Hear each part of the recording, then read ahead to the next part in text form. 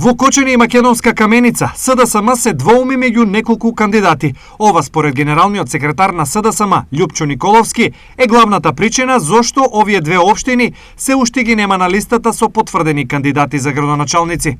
Навистина го слушаме гласот на граѓаните и правиме и внатре-партиски истражувања, но и теренски истражувања кои што се за граѓаните и за целокупната јавност. Во третата изборна единица генерално ни стана тие три општини. Верувам дека понеделник или вторник одлуките ќе бидат донесени и дека тоа ќе бидат нашите победнички кандидати. Од друга страна, според Николовски, партиското водство во овие две општини, особено во Кочани, било двојно во однос на ВМРО-ДПМН. Во Кочани водството на СДСМ е огромно пред водството на ВМРО-ДПМН. Предноста на СДСМ на сите теренски истражувања е и во Македонска Каменица. И сакаме навистина да внимателно носејќи ги одлуките да го понудиме најдоброто и да загарантираме уште една победа во Каменица за да продолжат и проектите, за да продолжи и поддршката.